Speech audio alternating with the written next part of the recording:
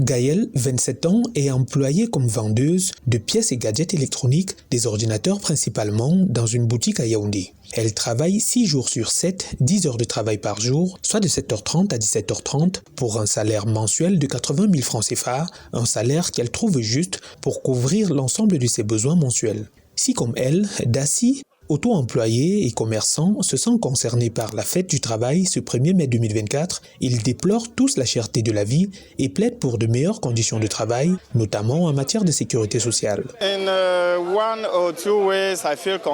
Je me sens concerné par la fête, étant donné que je suis un travailleur. Comme vous pouvez le voir, je suis au travail. Je n'ai pas voulu dépendre d'autres entreprises privées qui ne paient déjà pas bien, les salaires sont faibles et je préfère donc travailler à mon compte.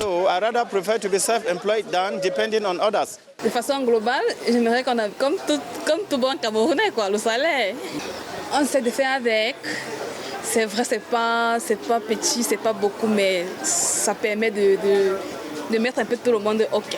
Avec une deuxième augmentation des prix des hydrocarbures en février 2024, après celle de février 2023, on assiste à une flambée des coûts, une inflation généralisée, ce qui ne facilite pas la vie chez les travailleurs du secteur informel et dans certaines structures du secteur privé. En outre, la question de l'assurance continue de s'opposer à côté d'autres avantages dont ne jouissent pas toujours les travailleurs. Une situation qui préoccupe les autorités locales et qui sont à l'œuvre pour de meilleures performances en matière de travail décent à travers le dialogue social, ultime moyen de résorption des défis du travailleur camerounais. Le ministère du Travail et de la Sécurité sociale a accompli ces derniers mois une performance significative en matière de promotion du travail décent.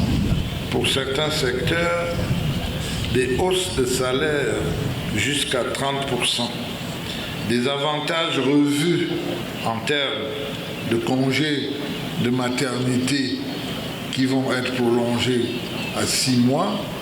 Nous avons œuvré à une campagne de plaidoyer, de sensibilisation et de communication pour que la main-d'œuvre domestique soit non seulement sérieusement prise en considération, mais que ces salaires soient valorisés. La courbe du chômage est de plus en plus aiguë en dépit des efforts des autorités pour relever le taux de l'employabilité au Cameroun. Selon la 3e enquête sur l'emploi et le secteur informel réalisée par l'Institut national de la statistique INS, publiée fin octobre 2023, le taux de chômage était de 8,7% en 2021. Les secteurs les plus névralgiques, tels l'éducation et la santé, sont en déficit de professionnels. Le thème de la célébration de la 138e fête du travail, dialogue social constructif, facteur de promotion du travail décent et de progrès social, sonne comme un appel à la patience et à la volonté des autorités de trouver des solutions à des réclamations légitimes.